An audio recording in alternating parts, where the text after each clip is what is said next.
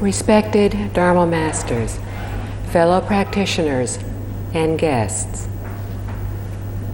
Today, we see an increasing number of people around the world starting to practice Buddhism, but many do not really understand what it is, and thus cannot truly benefit from it.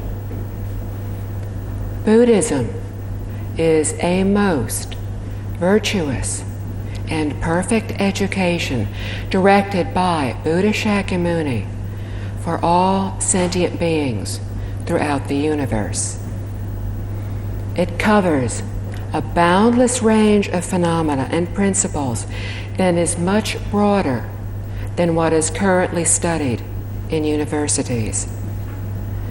It is an education of the wisdom and understanding of life and the universe, and it is not a religion. How can we tell that Buddhism is an education?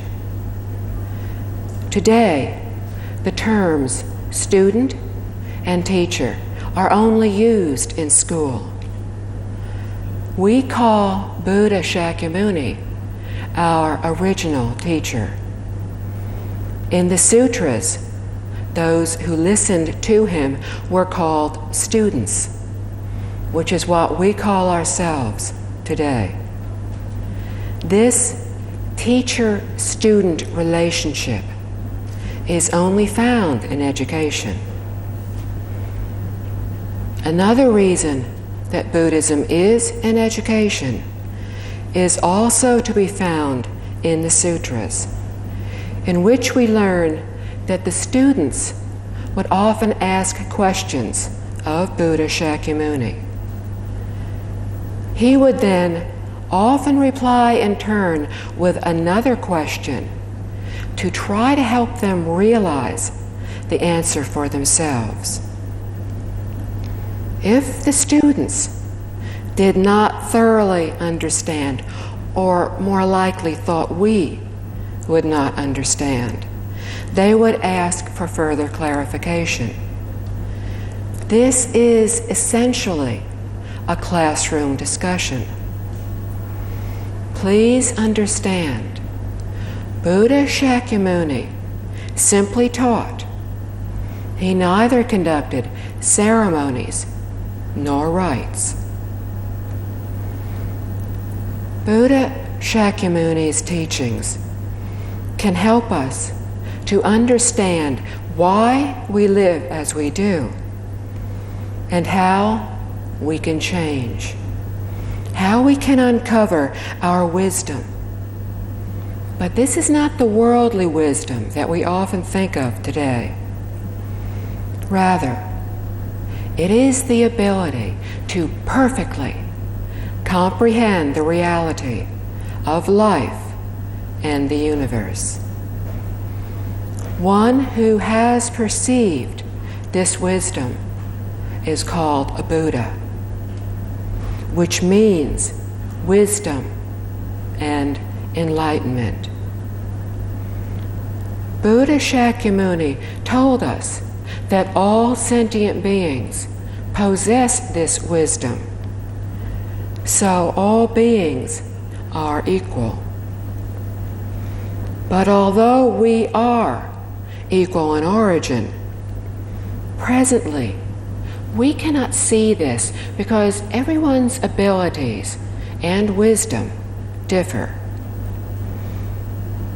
In our society, there are those who are intelligent, those who are not, those who have great abilities, those who have less.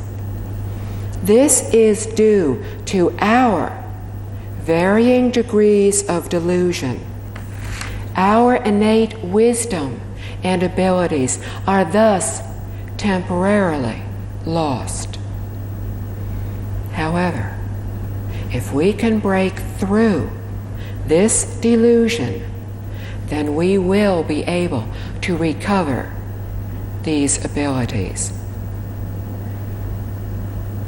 We often read in the sutras, which are recorded teachings of the Buddhas, that Buddhas do not directly help sentient beings.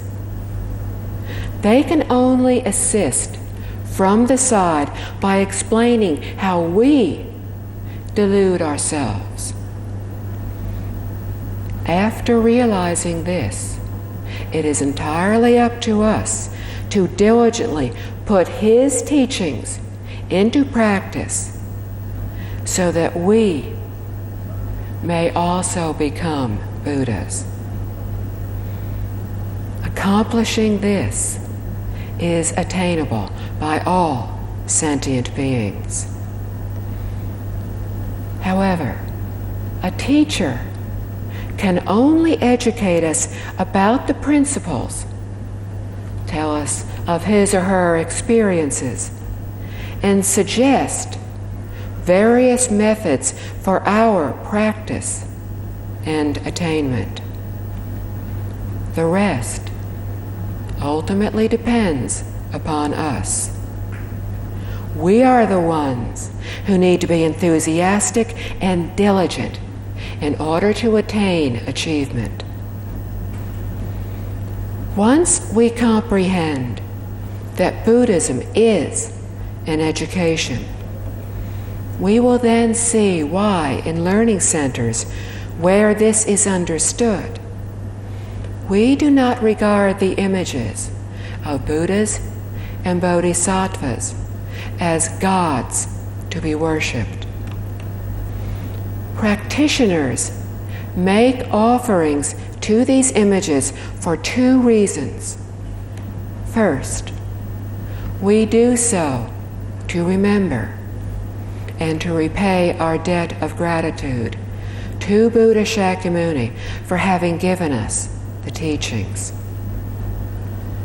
The second reason we make offerings to the Buddhas and Bodhisattvas is to follow the examples of the virtuous. Buddha Shakyamuni was an ordinary person. He was just like us. What is there to stop us from achieving the same enlightenment that he was able to attain? Therefore, his images serve to remind us every moment to diligently advance towards this goal. The Buddha, Bodhisattva images are not to be regarded as gods or objects of superstition. The images of the Buddhas, who are perfectly enlightened beings, and the Bodhisattvas, who are enlightened sentient beings, have many appearances. This has often led to the misconception that not only is Buddhism a religion, but one that worships many gods as well. These perfectly enlightened beings and enlightened sentient beings represent infinite wisdom and abilities that cannot be represented by merely one name or one image. The names of the perfectly enlightened beings represent these complete, innate, virtuous abilities already within our original nature. The names of the enlightened sentient beings represent cultivation of different virtues. We said earlier that Buddhism is not a religion. Why then is it not a philosophy, an academic study? Philosophy is just one course that is offered at a college or university. Buddhism is an entire university in itself. It covers many areas of learning, not just one. It teaches everything throughout the universe in the past, present, and future. In regards to time, it encompasses all time. In regards to space, it encompasses everything from our daily living environment to the entire universe. We need a profound, intuitive wisdom to understand the reality of life and the universe. But we are deluded because we continue to view everything as two, everything in conflict with each other, not knowing that in reality, everything is not two, but one. This delusion of viewing things as different, as being in conflict, is why we are leading lives of suffering and why the 6 realms of reincarnation exist. The wisdom and virtuous abilities in our original self-nature have yet to be uncovered. So our ways of interacting with other people and with circumstances are as yet incorrect. The erroneous acts due to our incorrect viewpoints and ways of interaction have resulted in the suffering of the 6 realms of heavens, demigods, humans, animals, hungry ghosts, and hells. The goal of the Buddha's teaching is to help us break through our misconceptions, to be awakened, to escape this suffering, and to attain happiness. What is it that we seek? Perfect, complete enlightenment. There are 3 stages of enlightenment. First is proper enlightenment. In our world, there are some very intelligent, very wise people who have attained higher realization than the vast majority of people have.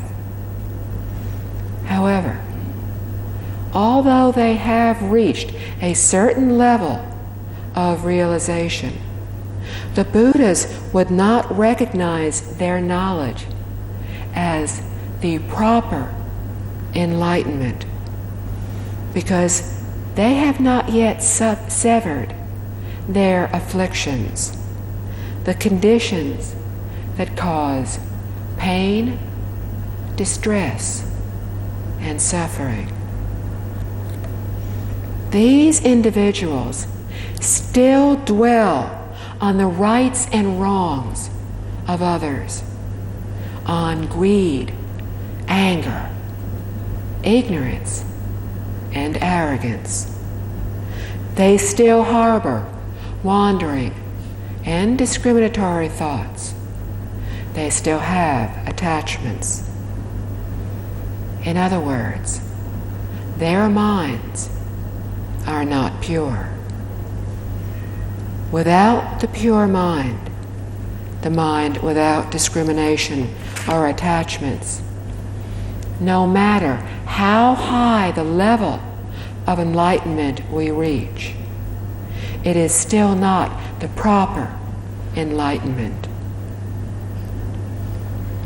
In Buddhism, the standard for proper enlightenment is the pure mind from which wisdom arises.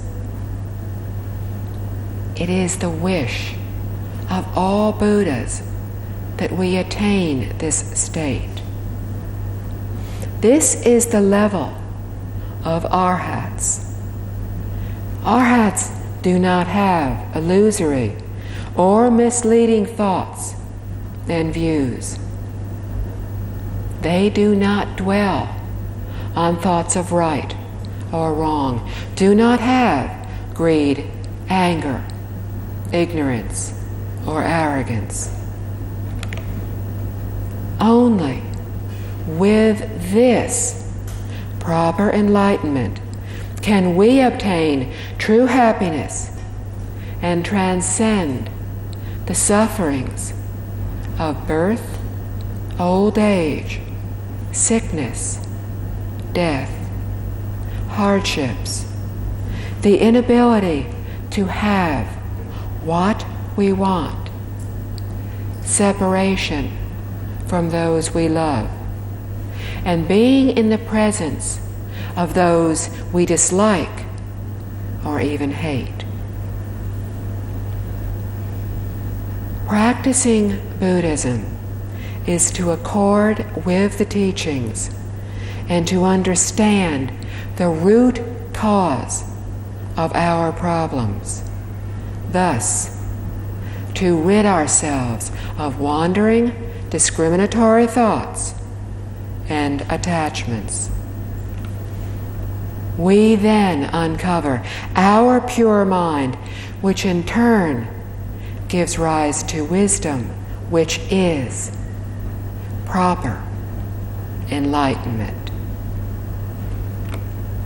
Therefore, perfectly enlightened beings and enlightened sentient beings would not recognize worldly wisdom, as it lacks the pure mind, proper enlightenment. Upon attaining this proper enlightenment, we will have the ability to transcend the 6 realms of reincarnation. Whether talking about worldly education or the Buddha's education, it is essential to understand the method. To understand, we need to delve deeply into just one teaching, one method, follow one teacher. When we wish to truly learn effectively, we need to follow one teacher, follow one path. This will ensure a smooth journey. When following 2 teachers with 2 different paths, we are bound to become confused as to which path to take. Following 3 teachers, we find ourselves at a T-stop, not knowing which of the 3 directions to move. And following 4 teachers, 4 methods, we are stopped at a crossroads, unable to proceed any further. Today, people like to learn a lot.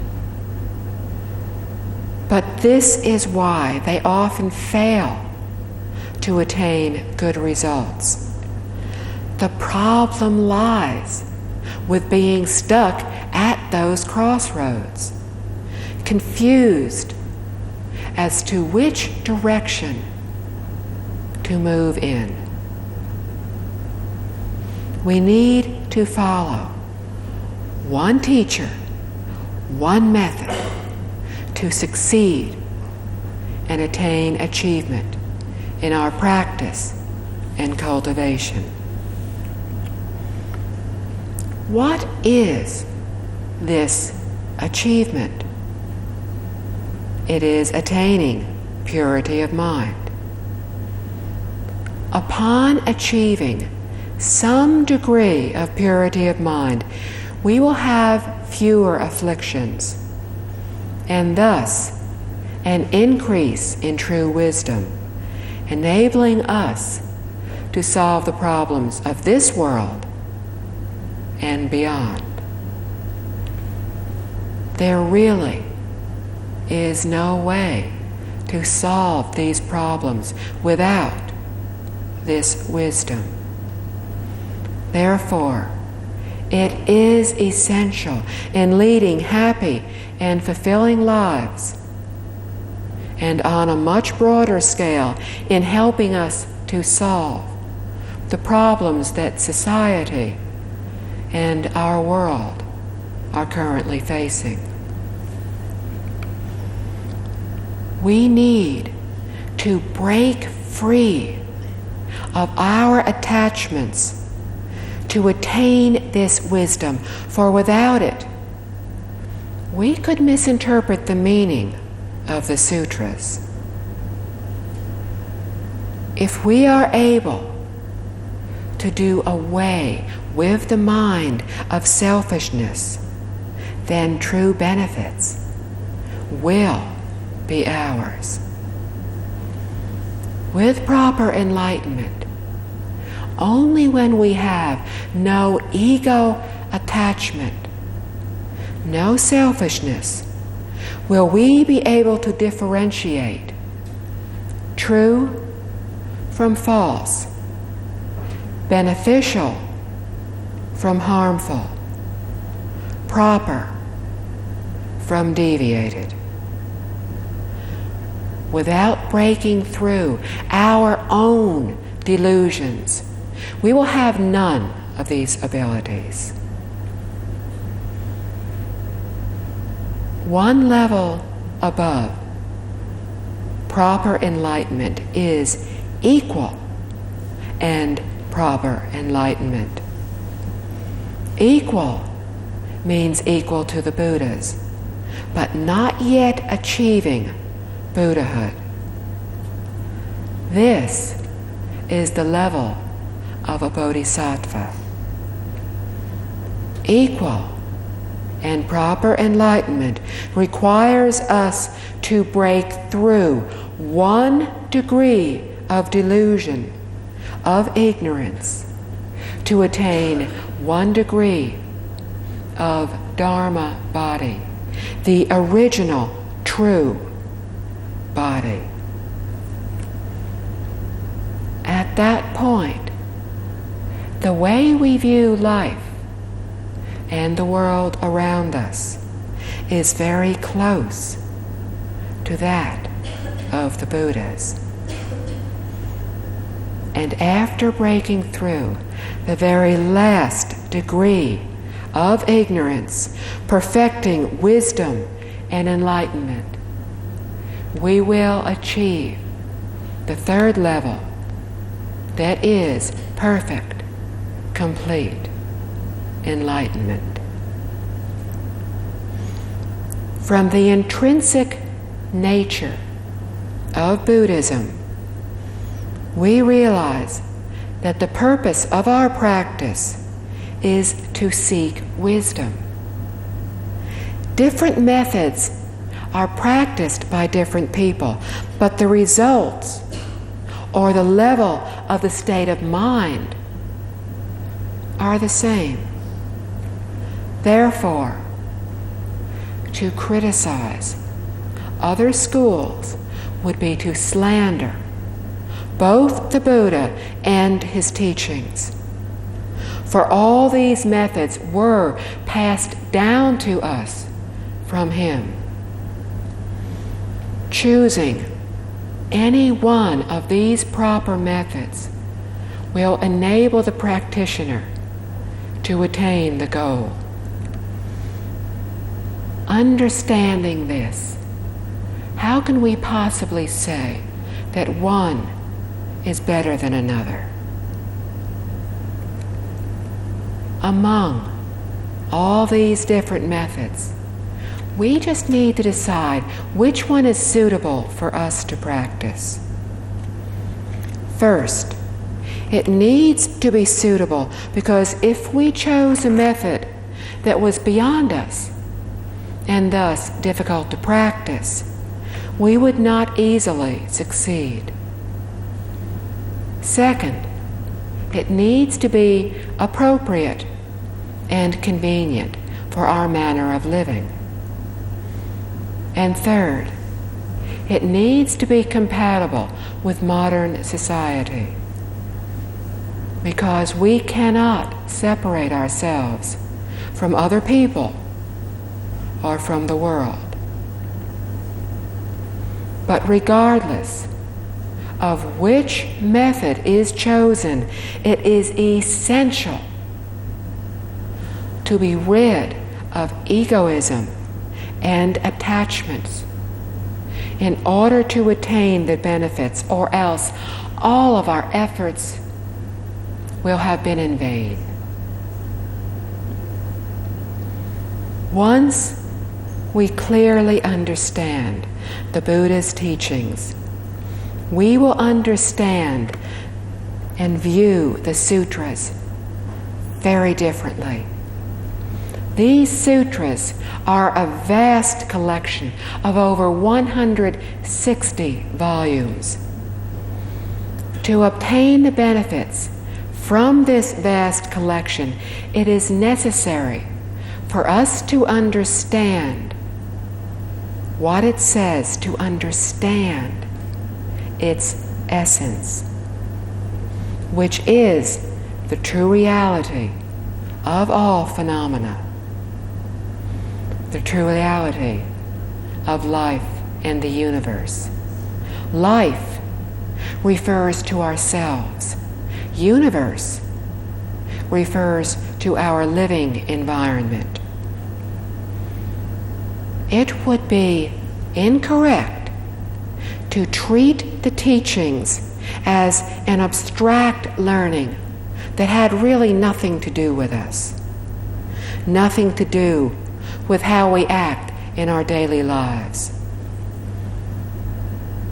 Every word in the sutra closely relates to our daily living. Buddhism teaches us to live in harmony with the true reality of life and the universe.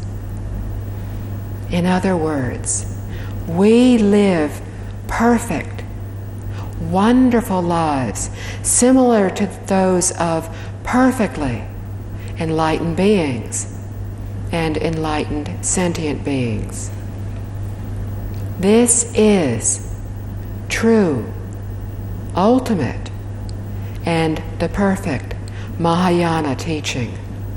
To practice Buddhism, we start by being filial and respectful towards parents, teachers, and elders, having the great, compassionate mind, nurturing our thinking and thus our wisdom, and broadening our minds so that we care for all sentient beings.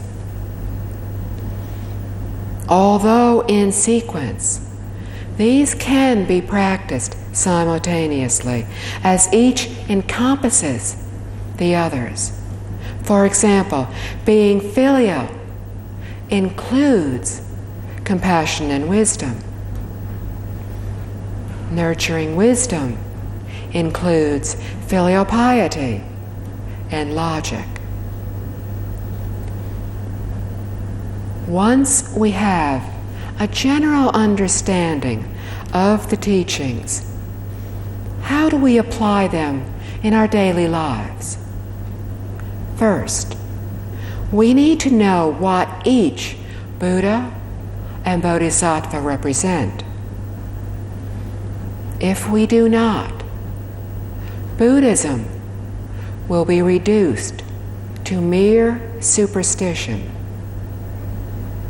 All Buddhist sutras contain these values, characteristics, and ways of practice. Therefore, learning only one sutra is sufficient. However, we need to understand and apply the teachings effectively in everything we do. We will better understand the teachings when we enter a way place where the fact that Buddhism is an education is understood. First, we will see a container of water on the Buddha table. The clear water symbolizes the principle that our minds need to be as pure as the water, to be void of greed, anger, and ignorance. It is calm, without a single ripple, indicating that we relate to other people and situations with a serene, non-discriminatory mind of equality. Also, it is pure and calm, reflecting clearly and thoroughly, just as we would see everything around us in a mirror. Next, we will see offerings of flowers. These symbolize the cause, as the blossoms result in the bearing of fruit, which we will also often see on the table. Together, the flowers and the fruit remind us that there are consequences to our every thought, word, and deed. Lamps and candles symbolize wisdom and brightness, illuminating the darkness of ignorance, of delusion. The images of lotuses symbolize transcending the 10 realms of existence. First, it rises through the mud at the bottom of the pond, which symbolizes the 6 realms of birth and death. Next, the lotus flower rises through the water, which symbolizes the 4 sage realms. Finally, the lotus flower completely breaks through the surface of the water, completely transcending all 10 realms, reaching the one true Dharma realm, the stage of ultimate enlightenment. Thus, the lotus flower teaches us that although we do live in this world, we should not be polluted by our surroundings. The lotus flower above the water symbolizes that one day all beings, from those in the hell realms to those who are bodhisattvas, will all have perfect wisdom, perfect compassion. The Buddha realm exceeds the 10 realms, and to become a Buddha is the ultimate goal of our teaching. So when we see the lotus flower, we are reminded to practice the teachings as well as to transcend the 10 realms of existence. Usually, in the main hall of that way place, there are statues of one Buddha, and on either side of him 2 bodhisattvas. The Buddha represents our self-nature, our original nature. The bodhisattvas represent the virtuous abilities that are within the self-nature, the qualities of understanding and practice. If the Buddha in the middle is Buddha Shakyamuni, then the 2 figures on either side of him will be Manjusri Bodhisattva and Universal Worthy Bodhisattva. They represent wisdom and application, respectively. Thus, understanding and practice are combined into one. If the hall has the 3 sages of the Western Pure Land, then the Buddha in the middle will be Buddha Amitabha, with great strength Bodhisattva and great compassion Bodhisattva on either side. They represent great wisdom and great compassion, symbolizing infinite wisdom, infinite abilities. So again, we see by everything that we look at when we enter a way place that Buddhism is an education. There are also profound teachings within the names of the Buddhas and Bodhisattvas. The name Buddha Shakyamuni tells us the basic principles of his education. Shakya means humanity and kindness. Muni means purity of mind.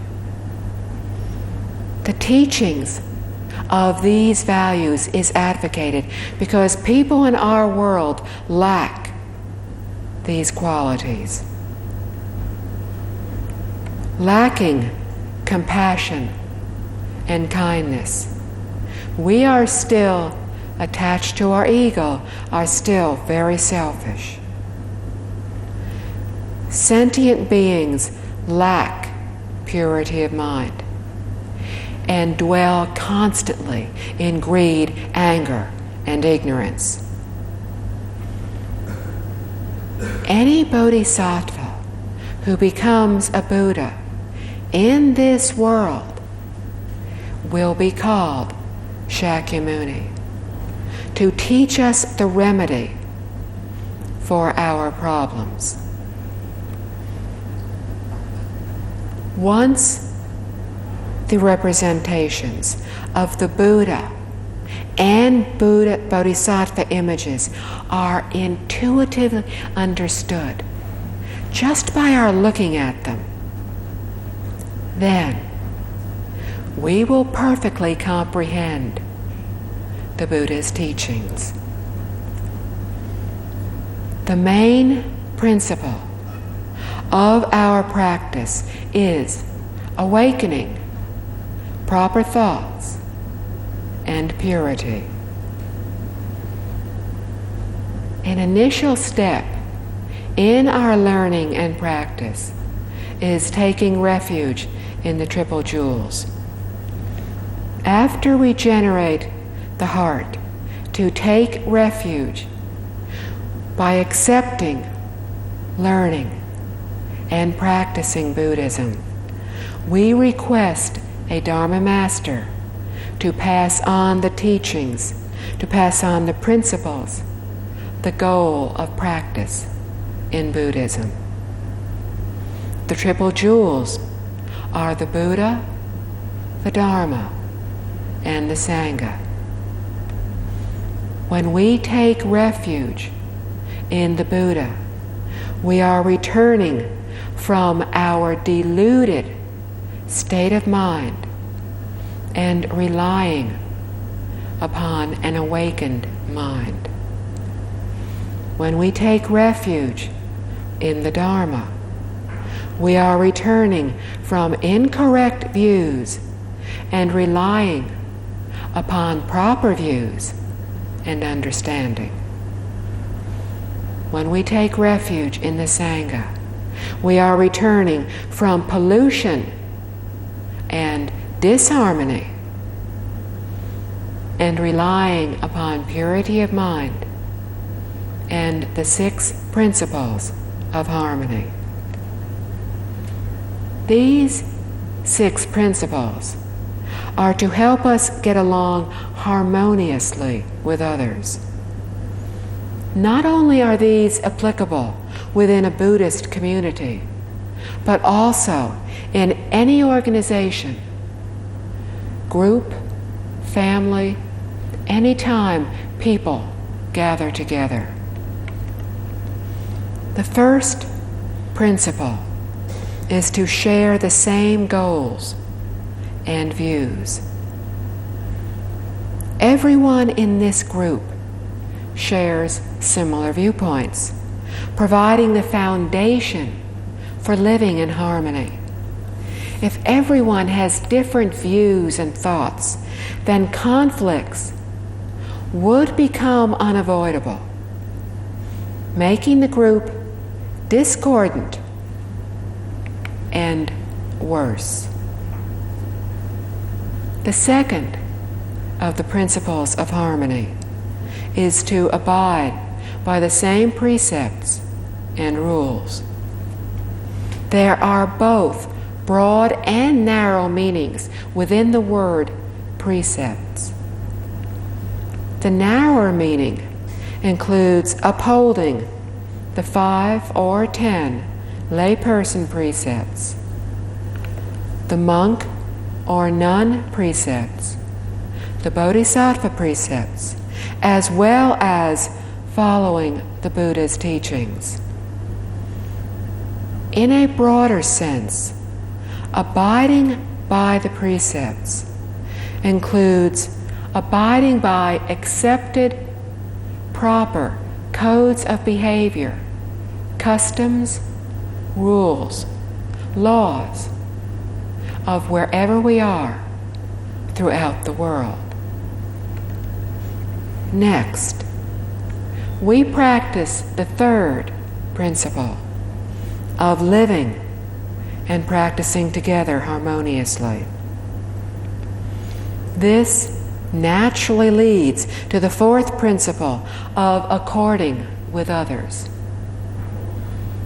When living together and sharing a common consensus, a group would naturally not have any conflicts. To practice with the same goal and to achieve improvement daily ensures that the community will meet the fifth principle,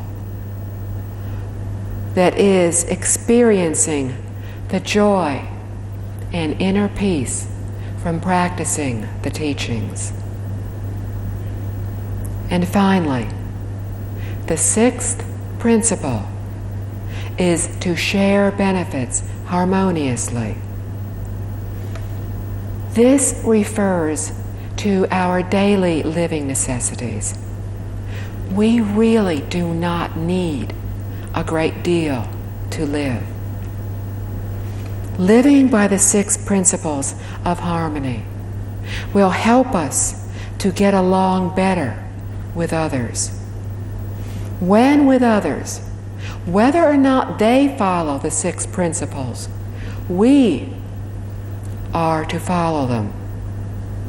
So we need to accord with the spirit of these principles to truly follow the teachings. Another important guideline for our practice is the three learnings of abiding by the precepts, deep concentration, and wisdom. These summarize all the teachings of Buddha Shakyamuni and of all Buddhas throughout the universe. The teachings of the precepts place most emphasis on rules and laws that we need to follow to successfully interact with others and circumstances. This will enable the members of society to enjoy a wonderful and fulfilling life. Worlds absent of law and order are worlds of chaos.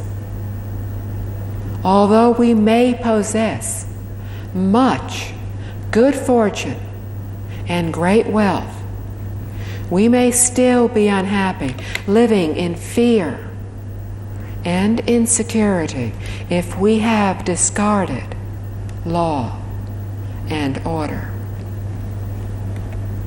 The precepts thoroughly explain the principles, methods, and state of mind we need to bring about a lawful society in the world. The three learnings clearly explain this concept. We practice self-discipline to attain deep concentration. Then we practice deep concentration to in turn attain wisdom. Presently, we are in a state of delusion. This occurs when our minds and hearts are not still. An enlightened mind and heart remain calm. When our six senses encounter the environment, our minds and hearts are moved. They cannot remain still, and thus they give rise to constant wandering thoughts. The Buddha taught us numerous methods of practice to enable us to remain unaffected in all situations, not giving rise to any wandering, discriminatory thoughts or attachments, thus recovering our original abilities. Correcting our erroneous thoughts, speech, and behavior is cultivation in our daily lives. We accomplish these through self-discipline and concentration. For the pure mind, self-discipline is the external standard. Deep concentration is the internal standard. While the external standard is important, much more important is the internal, because it helps us to achieve our goal to attain wisdom. With self-discipline, we attain the concentration that ultimately gives rise to wisdom. Whether we practice Buddha recitation, sutra recitation, mantra chanting, or chanting a Buddha's name, if we do not follow the guidelines, we cannot attain purity of mind. With 1 degree of purity of mind, we attain 1 degree of wisdom. Practicing accordingly, with the teachings while maintaining and protecting our purity of mind to give rise to wisdom is crucial to our lives today. The 6 paramitas are next in our practice, and they are the primary guidelines for bodhisattvas. Each paramita encompasses our whole way of living. For example, the first of the 6 paramitas is giving. Most people think of giving simply as donating money, but this is only one of the infinite methods of giving. On appearance, giving is sacrificing oneself to give to others. However, from its intrinsic nature, giving is letting go. We can practice giving of our physical wealth or our physical strength. Of our wealth or physical strength. For example, without proper understanding, when we do the same work every day, we begin to feel that these chores are very repetitive and boring. If, however, we could understand that cultivating the bodhisattva way by practicing the 6 paramitas, that we would be practicing giving in this way. This understanding will help us to replace feelings of resentment with feelings of joy. Changing our perception of doing the same chores with a giving, non-attaching heart is practicing the paramita of giving. Not only do we serve those we live or work with, but we also serve as role models for many others, and in this way, not just a few benefit, but all benefit. Being a role model for others is practicing the bodhisattva way in guiding sentient beings. The paramita of giving can be expanded to include the infinite universe. Giving is comprised of 3 categories: wealth, teaching, and fearlessness. The giving of wealth includes both internal and external wealth. Internal wealth involves all of our mental and physical labors that benefit others. External wealth is the giving of all other things, money, food, etc. As a result of giving wealth, we gain wealth. The giving of teaching is the willingness to instruct others while not selfishly holding back any information. It is to do our very best in educating willing students.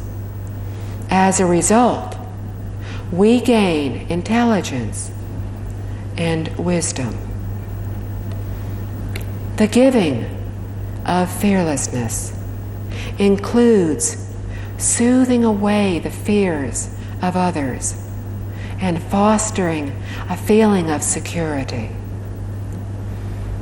As a result, we gain health and long life.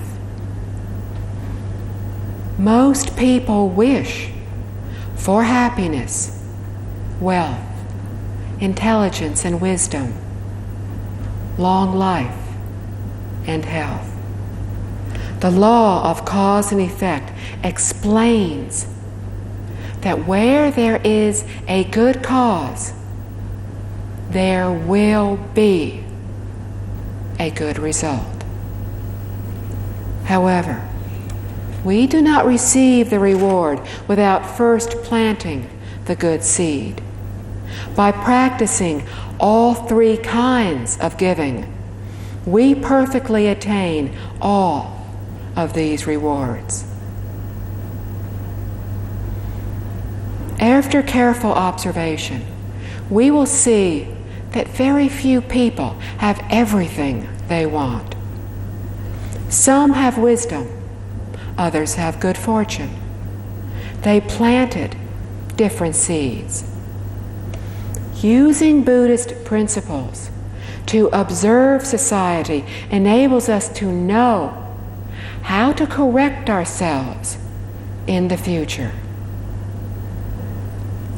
Very honestly, true wisdom is more important than good fortune.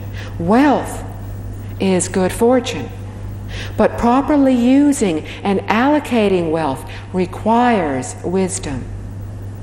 For without it, possessing wealth may lead us to create infinite negative karma from evil deeds while thinking we are doing good. Without wisdom, we are unable to distinguish true from false, beneficial from harmful. Then, what may appear to have been good can end up turning out to have been bad. And sometimes, what may have initially appeared to be bad may actually turn out to have been good after all. Throughout all this, we are unaware of having done anything wrong. So we need insight to understand the consequences to everything we do. The second paramita is abiding by the precepts or self-discipline. The third paramita is patience. We need patience in everything we do. Without it, we cannot attain anything worthwhile. The fourth paramita is diligence, seen as focused daily improvement, not trying to advance in many different directions at the same time. Advancing with diligence, we attain concentration, the ability to remain unmoved, uninfluenced by external conditions. Thus, we achieve the fifth paramita of deep concentration when we are unmoved by all phenomena. It is seeing everything clearly, and it is having the intuitive wisdom that is the sixth paramita. Today, we do not exist in wisdom, but in a state of delusion, not yet having understood that we really are not individuals, but are just one very small part of a very large whole. Our mistaken viewpoints have led to being immersed in selfish thoughts. We do not understand that we need to replace these thoughts with thoughts of benefiting others. Our selfishness, wandering thoughts, attachments have hidden the truth from us. Buddha Shakyamuni taught us how to break through these obstacles to attain awakening, to attain perfect wisdom and compassion, to end unhappiness, and to find genuine, lasting joy serenity, and peace for all beings.